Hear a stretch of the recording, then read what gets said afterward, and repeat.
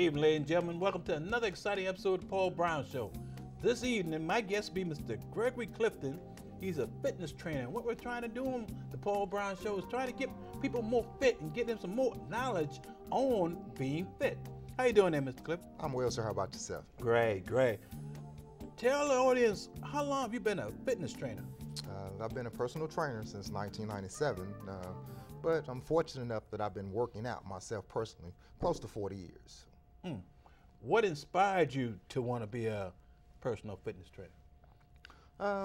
Well, I definitely enjoy progress and development, so I get that on a daily basis, and then it's important for people to understand granted, working out is important, but it's just as important to have a balanced life. It's just that a lot of people, as far as fitness goes, it's something they don't put a big priority on. Okay, Mr. Clifton, I'm gonna need you to be serious as far as the answers that you provide, because of the fact that we got a lot of people in this community that need to know exactly what it takes to become fit. Right, right.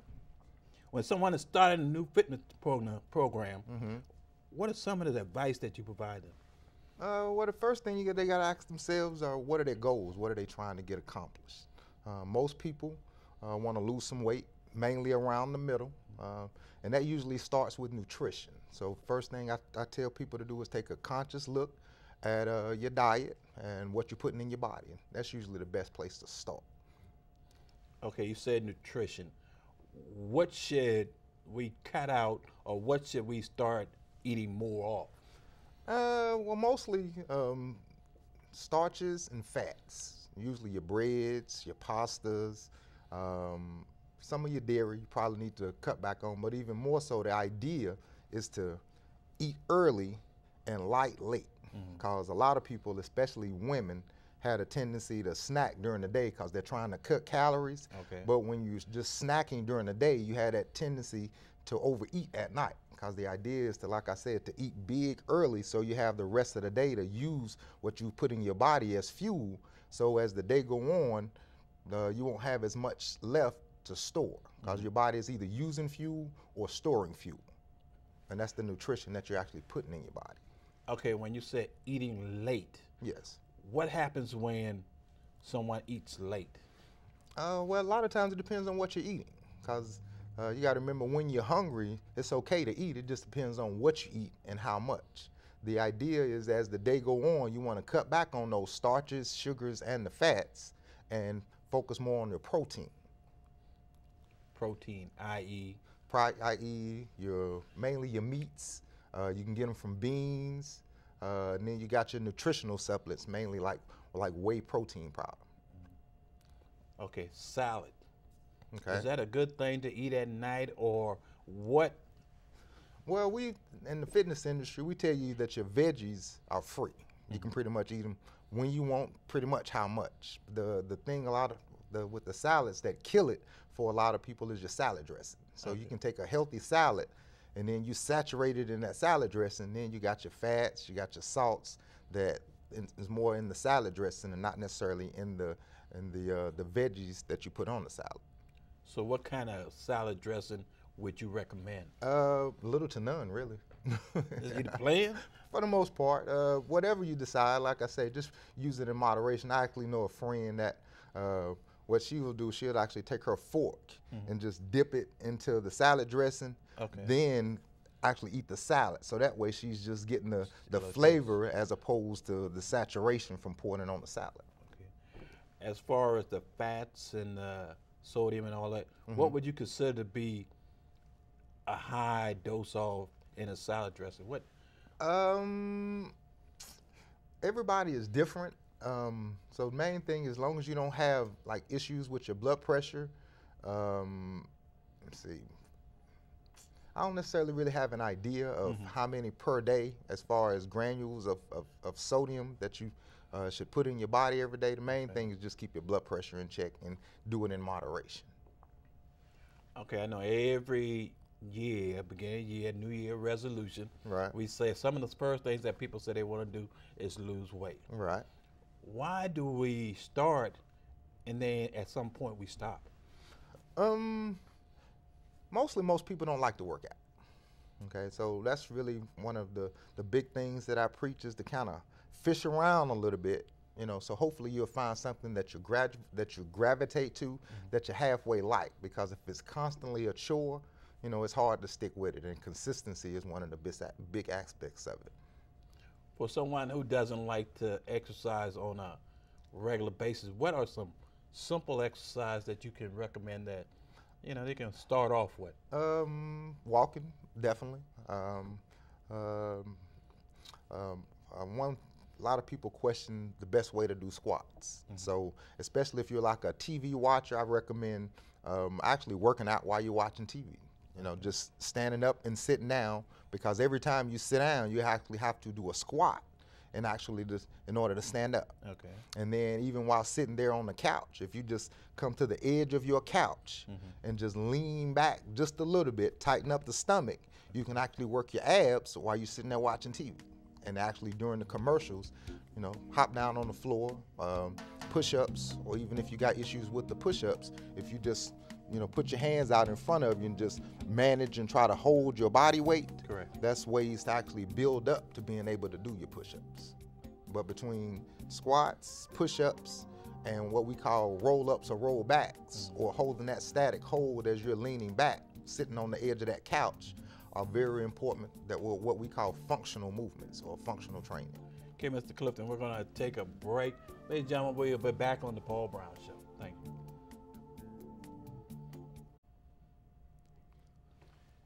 Welcome back to the Paul Brown Show. My guest, Mr. Gregory Clifton. Mr. Clifton, okay, weight loss. Is it going to happen overnight, or is this a process? Well, really, you don't want it to happen overnight, because if it's like an instant drop-off, especially women complain about the loose skin. Correct. Okay, that's what happens when you have that drastic drop-off. You actually want it to make it gradual, so as you're losing, that skin will tighten up. And then the big thing, as you're losing lean muscle, it becomes very important, because as you lose weight, the lean muscle that you have to be sure that you hold on to it, because science has taught us in the fitness industry that lean muscle and metabolism go hand in hand. I call it the M&M effect. The more lean muscle you have, the higher the metabolism stays. When you lose that lean muscle, the metabolism tends to slow down. So during that process, the lean muscle that you have, you at least want to hold on to. Hopefully you'll develop some more. You got to get on what we call the training triangle, which is the process, which is nutrition, cardio, and resistance, and stay on a pretty disciplined program as far as those three aspects are concerned. That's when you can actually take the weight off and hopefully keep it off. At what point for a newcomer do you feel is a pretty good point of that they're going to stay consistent with the training episode, or they're going to stop? Well, I tell people the first 90 days are crucial, okay? Because the first thing we got to do is change your habits. Okay, that's roughly about 21 to 27 days to change a bad habit. After we change the bad habits, we got to develop some new ones. That's roughly another 28 days. Okay. After we develop the new ones, we got to perfect them. You got to make sure that the habits that you've started, that you're doing them correctly. Okay, and that's roughly another 30 days. So we take 21 to 27 days to change the bad habits, another 28 days to develop the new ones, then another 30 days to perfect those new habits. So roughly about 90 days. So if you can get past that third month, then usually you'll be pretty successful. And how much weight? I know it all depends on that individual, but what would be considered should they check their weight like every day, week? As trainers, we really don't focus much on the scale, okay? Mainly because lean muscle weighs more than fat. So during that process of your training, hopefully as you develop more lean muscle, okay, that scale is going to go down less. So we really focus more on inches and body fat. I tell people all the time, forget about the scale, focus more on what you see in the mirror, and even more so how your clothes fit, because clothes usually don't grow. Okay. So as you have a wardrobe and you find that you got to use another hole in your belt, correct, it's not because those clothes are getting bigger, it's hopefully because you're losing. When someone comes to you on the first time, what are some of the initial questions that you may ask them? Definitely what their goals are, any health conditions, any physical limits or restrictions, and then what they've been doing in the past. Because if you haven't worked out in a year, you can't be prepared to run a marathon in a month. Okay. So you always got to take into account what they've been doing, what they can or can't do, and then what they're trying to do.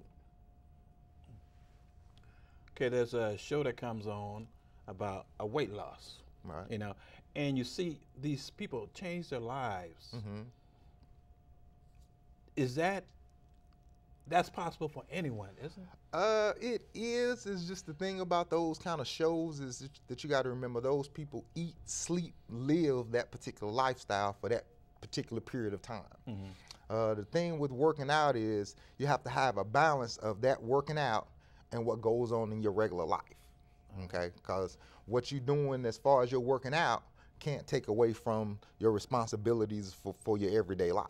Okay. So it's got to be a balance of the two. It's like I tell them that if you're working out so hard that you're missing days out of work, then you're training a little bit too hard. Okay. Okay, so you got to, because the training is one thing, but the recovery is just as important as the training itself. Because during the training, the body is breaking down. You got to rest and recover to give the body a chance to develop and build itself back up. So you got to find a balance of the two. Do you have like different programs for like the older group than the younger group? Of course, but the main thing is just focus on consistency. In the beginning, whether or not you've ever done it before, you always want to be light to moderate starting out. Mainly to check and see how your body's going to respond to the training, and then you adjust accordingly. Like I say, the big thing is consistency, and depending upon what you're trying to get done, stay within the parameters of yourself. You don't want to do too much too fast. When you're training an individual, do you have to be hard on them, or you know what I'm saying? I mean, or like a drill sergeant, or everybody's different. Part of the process is knowing your client, you know, knowing when to push, when to pace. So it's a process because everybody is different. So you definitely can't train everybody the same way. Running, is that good for you, or? Once again, that goes back to your physical limits and restrictions. Because if you got issues with the knees, the hips, the back, then stuff like walking or jogging or running, you know, probably won't help those things. So you probably need to find something that's a little lower impact. Or if you like running, then you're gonna have to start a little light. You know, make sure those physical limits and restrictions that you have are in check. You know, because the big thing in health and fitness is safety. Whatever those restrictions are, you got to be sure that they don't get worse. Because if once they progressively get worse, then you become limited on what you can do. Is one of the first things you should do is consult your doctor? Yes, strongly. Why? Yes, sir. Why is that? To make sure that everything is in order. Because a lot of times with the trainer, if we don't know you have any kind of medical conditions, then we don't know what we're dealing with. At least if you've taken a physical and your doctor have given you a clean bill of health, then we know that we can kind of push you without worrying about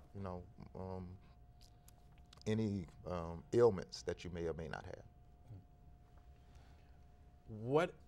Can you give us like a instance of an individual that you train that they may have lost a good bit, got real healthy, and still at that location right now?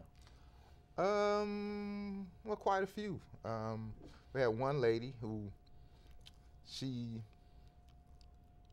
needed 2 knee replacements, and she knew she was going to eventually need them. And she was telling me she was trying to kind of put it off, but she would start coming in regularly, and probably dropped a good 40, 50 pounds.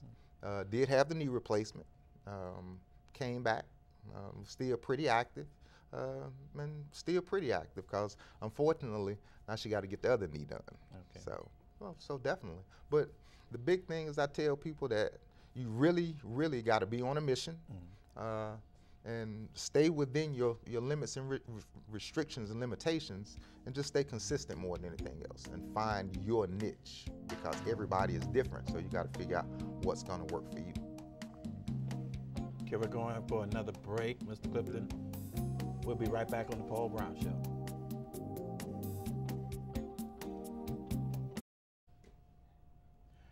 Thank you for coming back on the show, Paul Brown Show. I got Mr. Clifton. Mr. Clifton, okay, and what inspires you? I know we talked about this earlier, but what's your ultimate goal? My ultimate goal, just in life in general, is just to give more to this world than I take from it. You know, I just love people. I want the best for them.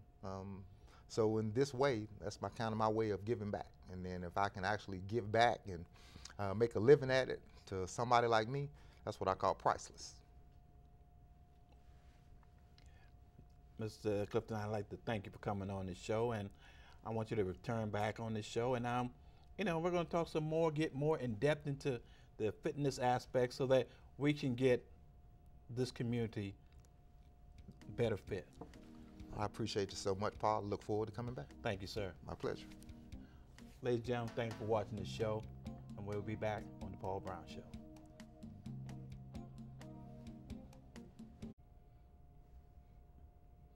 Good evening, ladies and gentlemen. Welcome to another exciting episode of the Paul Brown Show.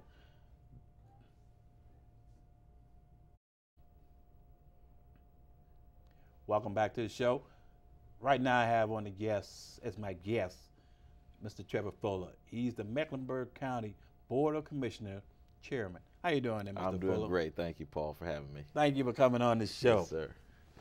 You had a State of the County address recently. What was your objective when you wanted to do that? So I think, Paul, every year we need to tell people what we are doing at your county government. And I'm glad to be here to talk